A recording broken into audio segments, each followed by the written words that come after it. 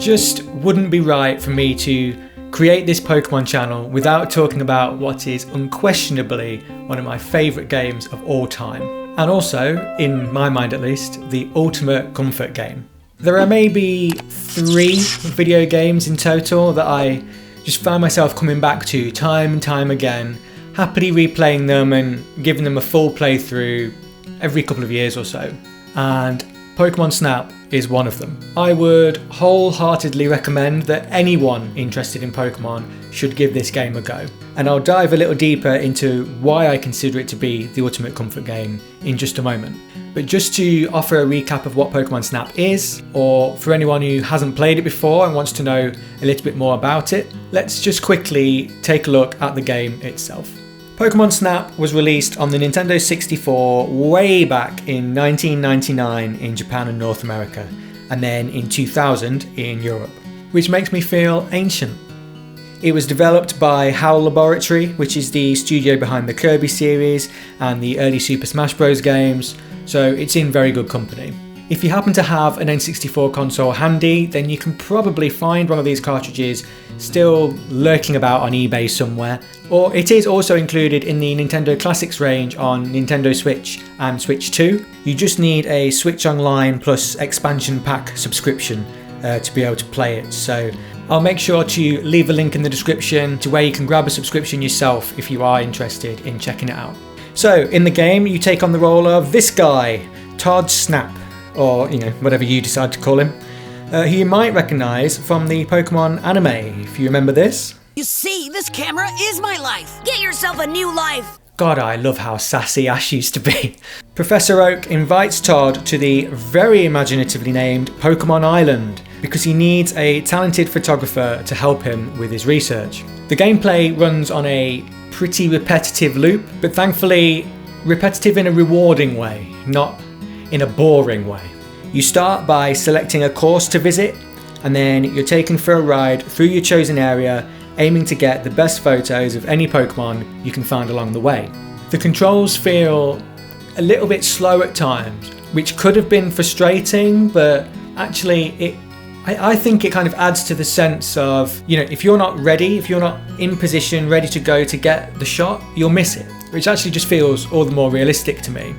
Once you make it to the end of a course, which only takes a few minutes, you go through all the photos you managed to capture, picking the best shot of each Pokemon to show to Professor Oak. He'll then grade them based on the Pokemon's positioning within the frame, the pose they're pulling in the shot, how much of the frame they fill, etc. And you can get bonus points as well for things like having more of the same Pokemon in the background. Once he's given you a score and told you that all of your photos are wonderful, that never gets old, it's time to pick a different course and do it all over again. Now, it's in this repetition that I mentioned where the game starts to get a bit more interesting and also a bit clever as well.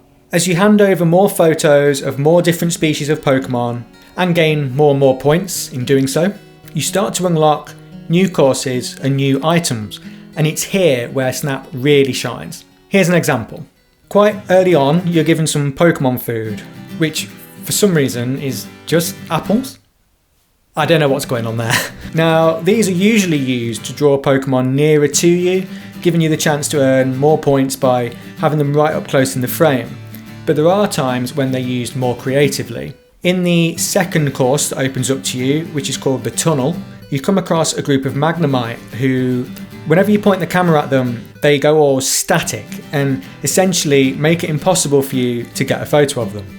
But just before you reach them, in that same level, you might, and not that I am condoning animal violence here, but you might choose to throw something at this poor Electabuzz. Said Electabuzz gets upset, releases a load of electricity in its anger, and powers on a screen that gives you a hint, suggesting that, maybe the apples might do something to calm the Magnemite down. Sure enough, give the Magnemites the apples and they relax, giving you the opportunity to get your photo, and if you can draw them together, they'll even evolve into a Magneton, giving you 2 new Pokemon for your photo album for the price of 1. You unlock more items like this as the game goes on, and they can be used to get Pokemon to do interesting things, to strike fun poses that will get you more points, and sometimes even interact with each other in interesting ways. Sometimes the items are needed to unlock courses as well. And discovering the different ways you can interact with Pokemon, interact with the environment of each level as well, and cause new things to happen, find new paths that unlock because of what you did. It all makes each new run of each course really fun.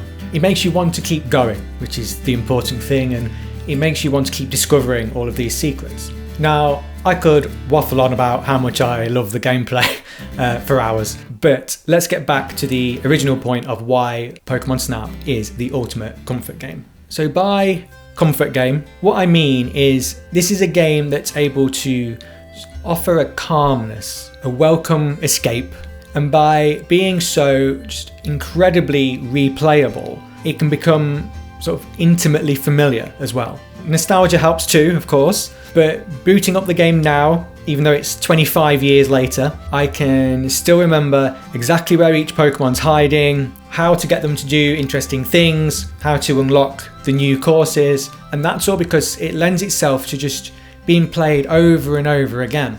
One of the things that I really love about Snap is that you're probably able to complete the whole thing in 5, maybe 6 hours. Probably less than that if you already know all the routes and know how to find all the hidden paths. So it really is the ideal thing if you just want a lazy weekend. You don't have the time or the energy to commit to something that's bigger and more demanding. And you just need something that's really chill. You know, something that can be either finished in just one long sitting, or something that can also just be played in short bursts and put down again if you need a break. I think the reason it's so relaxing is because with each course being so short, it just really doesn't take long for you to get used to each layout, and you very quickly feel settled. It's always up to you where you want to explore next too. Maybe you think, oh, I haven't tried throwing an apple towards that crater in the volcano yet. Or, how can I get that Snorlax at the beach to move? You know, and this is the thing. If you want to keep going back and keep getting better and better scores, producing the best complete photo album that you possibly can, then you can. But if you don't, you also know that, you know, in a handful of hours, you can walk away and be satisfied with your progress. You'll have beaten the game, you've reached the credits, and you can just move on. There's just no pressure. You take everything at your own pace, and the whole thing's just a delight from start to finish. I hope that if you've never played Pokémon Snap, or if it's been a long time since you have, that maybe now you feel inspired to give it a go. As I mentioned near the start, there is a link in the description if you want to pick up a Switch Online Plus expansion pack subscription, which will grant you access to the game on Nintendo Switch and Switch 2. And I'll also leave a link to New Pokémon Snap, a sequel to the game that I've been talking about today that was released for Nintendo Switch in 2021 and which is equally as fun. Maybe I'll talk about that in a future video as well.